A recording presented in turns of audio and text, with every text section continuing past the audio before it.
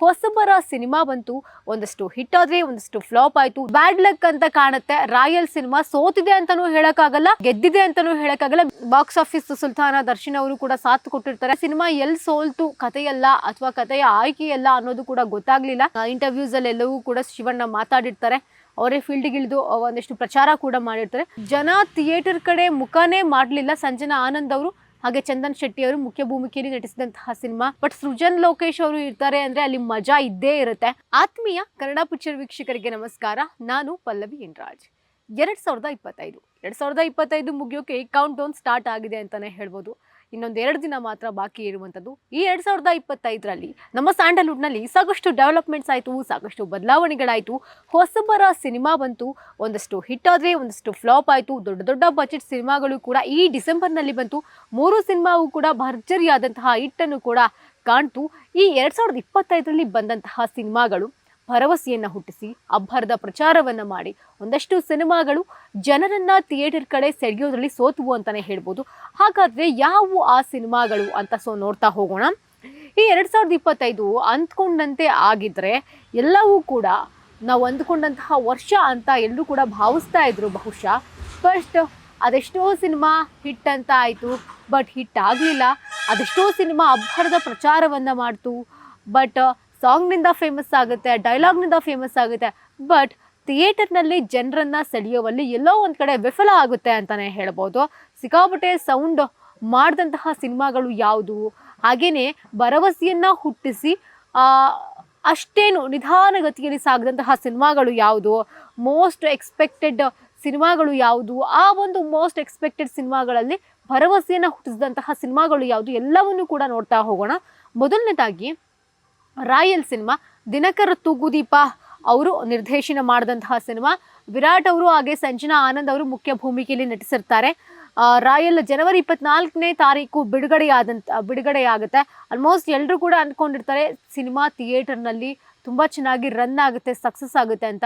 But ಆಯಿತು, but ಅಂದುಕೊಂಡಂತಹ ಮಟ್ಟವನ್ನು ಅದು ರೀಚ್ ಮಾಡಲಿಲ್ಲ.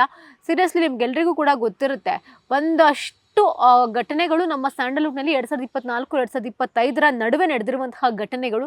ಆ ಒಂದಷ್ಟು ದರ್ಶನ್ ಅವರ ಒಂದು ಕೇಸ್ನ ನಡುವೆ ದಿನಕರ್ ಅವರ ಸಿನಿಮಾ ಬರ್ತಿದೆ ಅಂದಾಗ ಎಲ್ಲರೂ ಕೂಡ ಒಂದು ವಿಭಿನ್ನವಾದ ಬಹು ನಿರೀಕ್ಷೆಯನ್ನು ಇಟ್ಕೊಂಡಿರ್ತಾರೆ.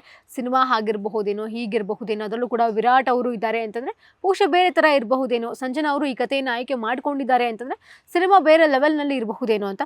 ಬಟ್ ಅಷ್ಟರ ಮಟ್ಟಿಗೆ ಸಿನಿಮಾ ಸಕ್ಸಸ್ ಕಾಣೋದಿಲ್ಲ.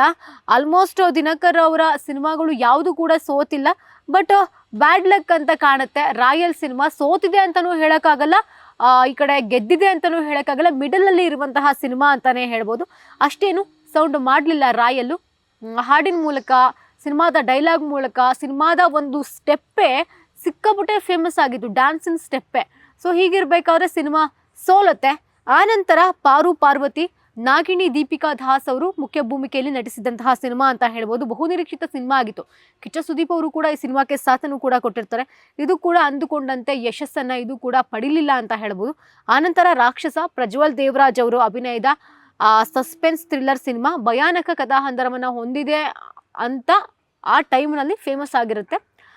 ಪ್ರಜ್ವಲ್ ದೇವರಾಜ್ ಅವರು ಕಥೆಯನ್ನು ಆಯ್ಕೆ ಮಾಡಿಕೊಳ್ಳುವಂತಹ ಶೈಲಿಯೇ ಬಹಳ ವಿಭಿನ್ನವಾಗಿರುತ್ತೆ. ಬಟ್ ರಾಕ್ಷಸ ಅಂತ ಬಂದಾಗ ಇದು ಪ್ರಜ್ವಲ್ ದೇವರಾಜ್ ಅವರೇ ಆಯ್ಕೆ ಮಾಡಿಕೊಳ್ಳುವಂತಹ ಸ್ಟೋರಿನ ಅನ್ನೋದು ಎಲ್ಲರಿಗೂ ಕೂಡ ಕಾಡುವಂತಹ ಕೊನೆಯ ಪ್ರಶ್ನೆ ಆಗುತ್ತೆ. ಸೊ ಈ ಸಿನಿಮಾವು ಕೂಡ ಅಷ್ಟೇನು ಸೌಂಡು ಮಾಡಲಿಲ್ಲ. ಸಿನಿಮಾವನ್ನು ನೋಡಲಿಕ್ಕೆ ಥಿಯೇಟರ್ನತ್ತ ಪ್ರೇಕ್ಷಕರು ಬರಲೇ ಇಲ್ಲ ಅಂತ ಹೇಳ್ಬೋದು. ಬಹಳ ಕಡಿಮೆ ಸಂಖ್ಯೆಯಲ್ಲಿ ಬರ್ತಾರೆ. ಆನಂತರ ವಾಮನ, ಡಿ ಬಾಸ್ ಅವರ ಬ್ಯಾಕ್ ಬೋನ್ ಅಂತ ಹೇಳ್ಬೋದು. ದರ್ಶನ್ ಅವರ ಆಪ್ತ ಧನ್ವೀರ್ ಅವರ ಸಿನಿಮಾ ವಾಮನ ಸಿನಿಮಾ. ಪಕ್ಕಾ ಲವ್ ಸ್ಟೋರಿ ಇದ್ದಂತಹ ಸಿನಿಮಾ ವಾಮನ. ಬಾಕ್ಸ್ ಆಫೀಸ್ ಸುಲ್ತಾನ ದರ್ಶನ್ ಅವರು ಕೂಡ ಸಾಥ್ ಕೊಟ್ಟಿರ್ತಾರೆ. ಆ ಟೈಮ್ನಲ್ಲಿ ಅವರು ಬೇಲ್ ತೆಗೆದುಕೊಂಡು ಬಂದು ಆಚೆ ಬಂದಿರ್ತಾರೆ. ವಿಡಿಯೋವನ್ನು ಕೂಡ ಮಾಡಿ ಹೇಳ್ತಾರೆ, ಶೂಟಿಂಗ್ನಲ್ಲಿ ಇರ್ತಾರೆ ದರ್ಶನ್ ಅವರು. ವಾಮನಾಗೆ ನನ್ನೆಲ್ಲ ಸೆಲೆಬ್ರಿಟಿಗಳು ಕೂಡ ಸಾಥ್ ಕೊಡಬೇಕು ಅಂತ ಒಂದು ವಿಡಿಯೋ ಮೂಲಕ ಹೇಳ್ತಾರೆ. ಅದಾದ ನಂತರವೂ ಕೂಡ ಸಿನಿಮಾ ಅಷ್ಟೇನು ಸಕ್ಸಸ್ಸನ್ನು ಪಡ್ಕೊಳ್ಳೋದಿಲ್ಲ, ಬಟ್ ಅಬ್ಬರದ ಪ್ರಚಾರ ಮಾಡ್ತಾರೆ. ಹಾಡಿನ ಮೂಲಕವೇ ಸಿನಿಮಾ ಫೇಮಸ್ ಆಗುತ್ತೆ. ಸೊ ಹೀಗಿರಬೇಕಾದ್ರೆ ಸಿನಿಮಾ ಎಲ್ಲಿ ಸೋಲ್ತು, ಕಥೆಯಲ್ಲ ಅಥವಾ ಕಥೆಯ ಆಯ್ಕೆಯಲ್ಲ ಅನ್ನೋದು ಕೂಡ ಗೊತ್ತಾಗಲಿಲ್ಲ. ರೇಷ್ಮಾ ನಾಣಯ್ಯ ಹಾಗೂ ಧನ್ವೀರ್ ಅವರು ನಟಿಸಿದಂತಹ ಸಿನಿಮಾ ವಾಮನ, ಅದು ಕೂಡ ಒಂದು ಭರವಸೆಯನ್ನು ಹುಟ್ಟಿಸಿ ಹುಸಿಯನ್ನು ತಂದುಕೊಟ್ಟಂತಹ ಸಿನಿಮಾ ಅಂತ ಹೇಳ್ಬೋದು. ಆನಂತರ ಫೈರ್ಫ್ಲೈ ಸಿನಿಮಾ ದೊಡ್ಡ ಮನೆಯ ಕುಡಿ, ನಿವೇದಿತಾ ಶಿವರಾಜ್ ಕುಮಾರ್ ಅವರು ಪ್ರೊಡ್ಯೂಸ್ ಮಾಡಿದಂತಹ ಸಿನಿಮಾ ಅಂತ ಹೇಳ್ಬೋದು. ಚೊಚ್ಚಲ ಸಿನಿಮಾ ಇದು. ಫಸ್ಟ್ಲಿ ಸಿನಿಮಾಗೆ ಶಿವಣ್ಣನ ಸಾಥ್ ಇರುತ್ತೆ. ಇಂಟರ್ವ್ಯೂಸಲ್ಲಿ ಎಲ್ಲವೂ ಕೂಡ ಶಿವಣ್ಣ ಮಾತಾಡಿರ್ತಾರೆ, ಅವರೇ ಫೀಲ್ಡಿಗೆ ಇಳಿದು ಒಂದಷ್ಟು ಪ್ರಚಾರ ಕೂಡ ಮಾಡಿರ್ತಾರೆ. ಬಟ್ ಎಲ್ಲ ಒಂದು ಕಡೆ ಸಿನಿಮಾ ಫೇಮಸ್ ಆಗ್ತಾ ಇದೆ ಅನ್ನೋದ್ರೊಳಗಡೆ ಸಿನಿಮಾ ಫ್ಲಾಪು ಅನ್ನೋಕ್ಕೂ ಆಗಲ್ಲ, ನಿರೀಕ್ಷೆನ ಹುಟ್ಟಿಸಿ ನಮಗೆ ಭರವಸೆಯನ್ನು ಹುಟ್ಟಿಸಿ ಹುಸಿ ಮಾಡಿದಂತಹ ಸಿನಿಮಾ ಆಗುತ್ತೆ. ಆನಂತರ ವೀರಚಂದ್ರ ಹಾಸ ಆಗಿರಬಹುದು, ಇದು ರವಿ ಬಸ್ರೂರವರ ಸಿನಿಮಾ. ಎಲ್ಲವೂ ಅಂದ್ಕೊಂಡಂತೆ ಆಗಿದ್ರೆ ಸಿನಿಮಾ ಸಿಕ್ಕಾಪಟ್ಟೆ ಹಿಟ್ ಆಗಬೇಕಿತ್ತು, ಬಟ್ ಆಗಲಿಲ್ಲ. ಬ್ಲ್ಯಾಕ್ ಬಸ್ಟರ್ ಹಿಟ್ ಆಗುತ್ತೇನೋ ಅಂತ ಅಂದ್ಕೊಂಡಿದ್ರು. ಆ ಟೈಮಿಗೆ ಒಂದಷ್ಟು ಬೇರೆ ಬೇರೆ ರೀತಿಯ ಒಂದಷ್ಟು ಬೇರೆನೇ ಆಯಿತು ಅಂತ ಹೇಳ್ಬೋದು. ಸೊ ಬಟ್ ಬ್ಯಾಡ್ ಲಕ್ ಅಂತ ಹೇಳ್ಬೋದು. ಸಿನಿಮಾವನ್ನು ನೋಡಲಿಕ್ಕೆ ಥಿಯೇಟರ್ನತ್ತ ಜನ ಬರಲಿಲ್ಲ.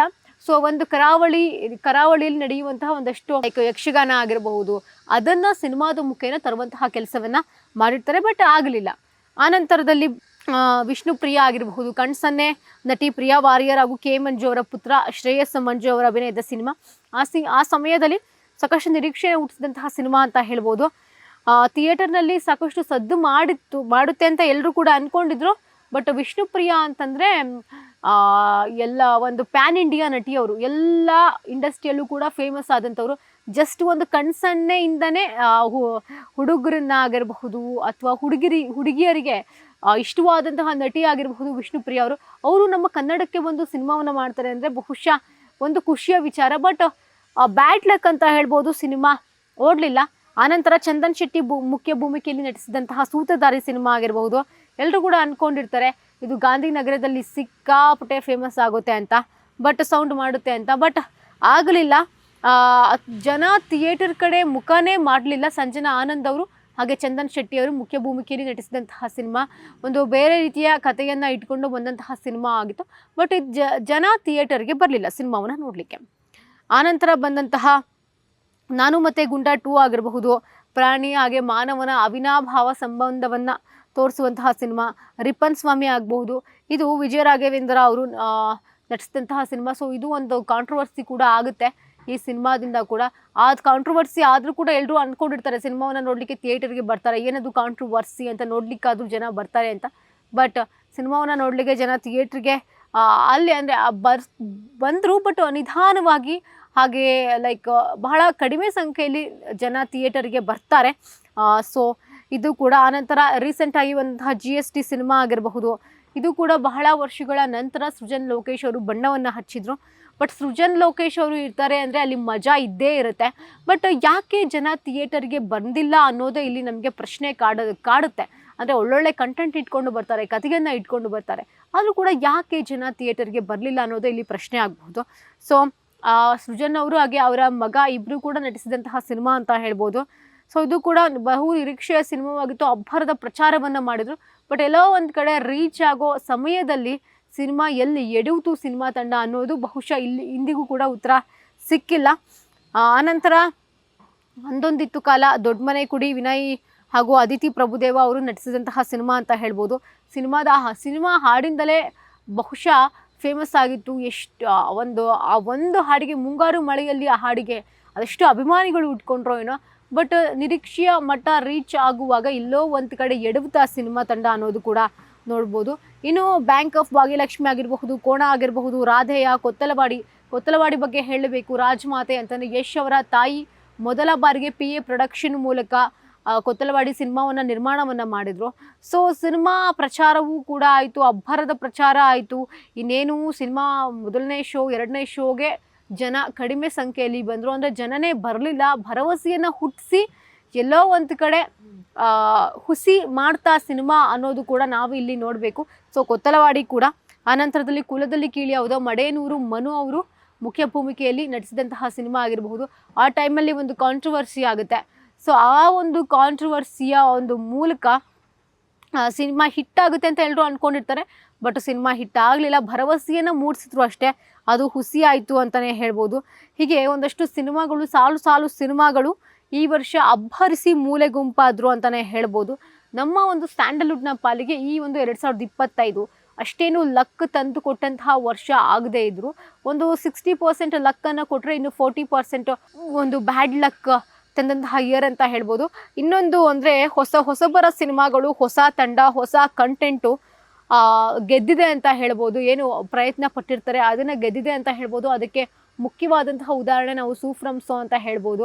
ಹೊಸಬರ ತಂಡ ಬರುತ್ತೆ, ಆ ಹೊಸಬರ ತಂಡವನ್ನು ಜನ ಗೆಲ್ಲಿಸ್ತಾರೆ. ಅದು ಆ ಲೆವೆಲ್ಗೆ ಅಂತಂದರೆ ಬಹುಶಃ ಕಂಟೆಂಟ್ ನೋಡಿನೇ ಜನ ಥಿಯೇಟರ್ಗೆ ಬರ್ತಾರೆ ಅನ್ನೋದು ನಮಗೆ ಇಲ್ಲ ಗೊತ್ತಾಗ್ತಾ ಹೋಗುತ್ತೆ. ಇದು ಈ ಒಂದು 2025ರಲ್ಲಿ ಭರವಸೆಯನ್ನು ಹುಟ್ಟಿಸಿ ನಿರಾಸೆ ಮೂಡಿಸಿದಂತಹ ಸಿನಿಮಾಗಳು ಅಂತ ಹೇಳ್ಬೋದು. ಇನ್ನಷ್ಟು ಸಿನಿಮಾ ಅಪ್ಡೇಟ್ಸ್ಗಳಿಗಾಗಿ ನೋಡ್ತಾ ಇರಿ ಕನ್ನಡ ಪಿಕ್ಚರ್.